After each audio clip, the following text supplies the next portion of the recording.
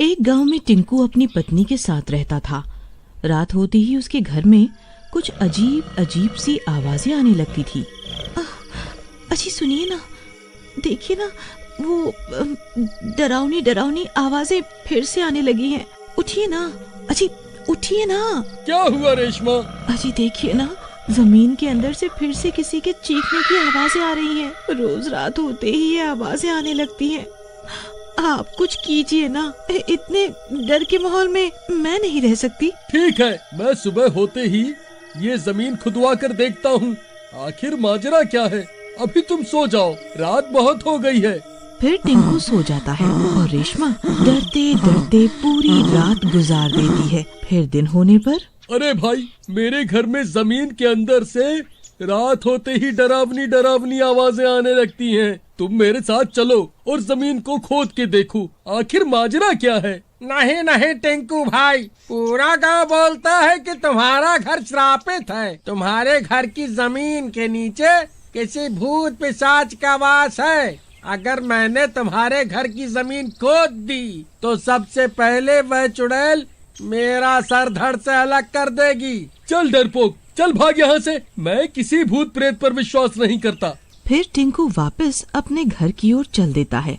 फिर रात होने पर टिंकू और रेशमा सो रहे होते हैं। तभी वो डरावनी डरावनी आवाजें आने लगती हैं और रेशमा की नींद खुल जाती है। अजी अजी उठिए ना, देखिए ना, वो आवाजें फिर से आने लगी हैं। आज आपको कुछ न कुछ करना ही होगा, नहीं तो मैं ये घर छोड़कर अपने मायके चली जाऊंगी। फिर टिंकू गुस्से में उठता है और कुल्हाड़ी से जमीन खोदने लगता है और कुछ ही देर में अपने कमरे में एक गहरा गड्ढा खोद देता है। तभी वो डरावनी आवाजें तेज हो जाती है और उस गड्ढे से बहुत तेज बदबू आने लगती है। अजी ये बदबू कैसी है? क्या हमने गड्ढा खोदकर कोई गलती तो नहीं कर दी ना? फिर टिंकू उस गड्ढे के अंदर उतर जाता है।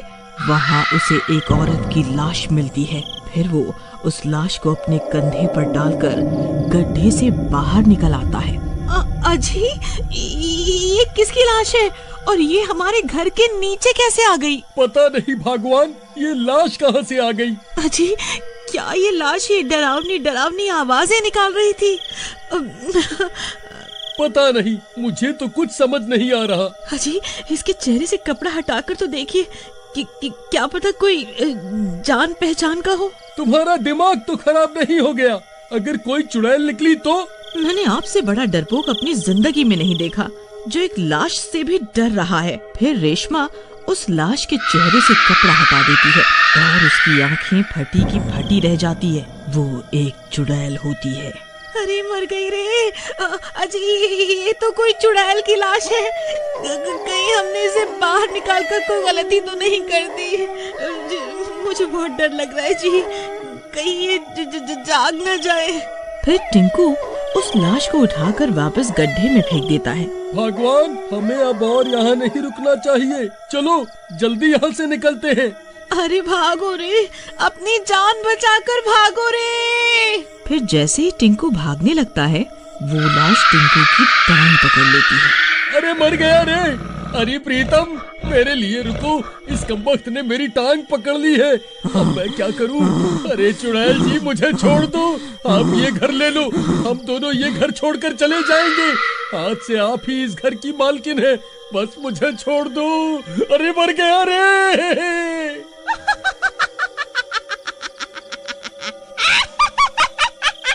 इतने सालों के बाद कोई इंसान मेरे हाथ आया है, ऐसे कैसे छोड़ दूं?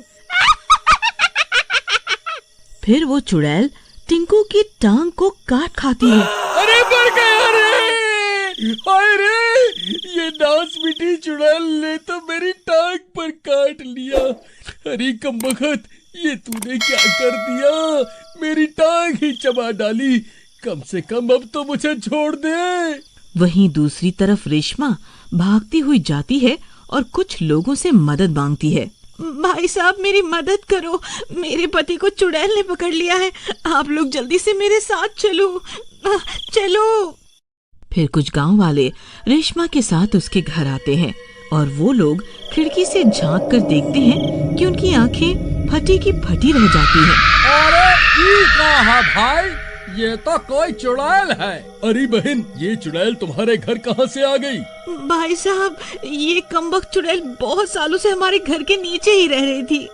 हमने जैसे ही अपने घर के जमीन की खुदाई की तो ये कमबख्त जमीन से बाहर निकल आई। अरे नास बिटो, बाहर खड़े होकर बातें ही करते रहोगे या मेरी मदद भी करोगे? हाय रे, ये चुड़ैल तो मेरी टांग छोड़ ही नहीं रही। अरे मर गया रे। अरे बिरजू भाई, वह देखो, इस चुड़ैल ने तो टिंकू भाई की टांग को काट खाया है। अब ये भी भूत बन जाएंगे। टिंकू भाई, इस चुड़ैल ने तो तुम्हारी टांग पर काट लिया है। अब तुम्हें अपनी जान बचाने के लिए अपनी टांग को शरीर से अलग करना ही होगा, नहीं तो इसका जहर तुम्हारे पूरे शरीर में फैल जाएगा और तुम भी इसके जैसे बन जाओगे। अरे मर गया रे। नहीं भाई नहीं, मैं अपनी टांग को नहीं काट सकता। ठीक है भाई, फिर तुम भी इसकी तरह भूत बनने को तैयार हो जाओ। अरे भाई साहब, ये आप कैसी बातें कर रहे हैं? अगर ये भूत बन गए तो मेरा क्या होगा? अजी, आप अपनी एक टांग काटकर खुद को इसके चंगुल से आजाद क्यों नहीं करवा लेते जी?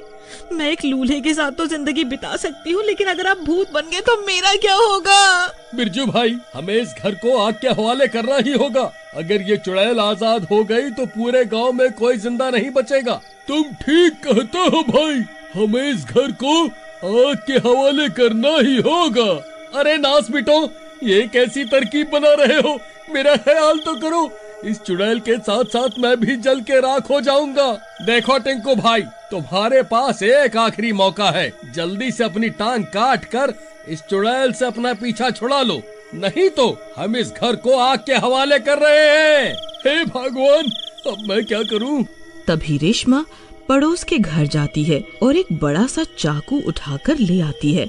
अजी, ये लीजिए, इससे अपनी टांग को अलग कर दीजिए और जल्दी से बाहर आ जाइए। फिर रेशमा उस चाकू को टिंकू की तरफ फेंक देती है। फिर टिंकू उस चाकू को उठा लेता है। हे भगवान, अब क्या करूं? जो होगा देखा जाएगा। फिर टिंकू उस चाकू से अपनी टांग को काट देता है और नीचे जमीन पर गिर जाता है। अरे मर गया रे। हाय रे, बहुत दर्द हो रहा है। हाय रे, अरे नास मिट्टी चुड़ैल, तेरी वजह से तो मैं लूला बन गया। हाय, मैं तो कहीं का नहीं रहा। अरे मर गया रे। उसकी एक टांग चुड़ैल के हाथ में रह जाती है। बहुत स्वादिष्ट है, आज तो मजा ही आ गया।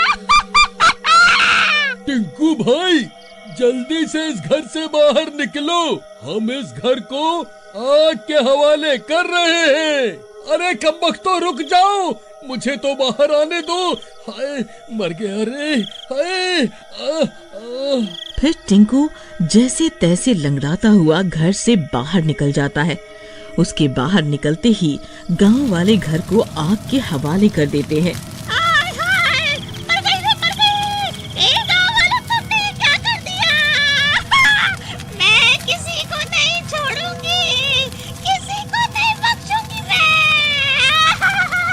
फिर देखते ही देखते पूरा घर जलकर राख हो जाता है। फिर कुछ देर इंतजार करने के बाद गांव वाले घर का जला हुआ सामान हटाकर उस चुड़ैल की लाश की तलाश करने लगते हैं, लेकिन उन्हें वहां किसी की कोई लाश नहीं मिलती। बस जमीन में एक गहरा गड्ढा मिलता है। अरे भाई, ये तो वही गड्ढा है जो मैंने खोदा था, लेकिन उस चुड़ैल की लाश कहाँ गई? भाई, मुझे लागत है वह चुड़ैल वापस इसी गड्ढे में घुस गई है। चलो हम इस गड्ढे को बंद कर देते हैं। फिर वो लोग घर के जले हुए सामान से गड्ढे को बंद कर देते हैं और वहाँ से चले जाते हैं।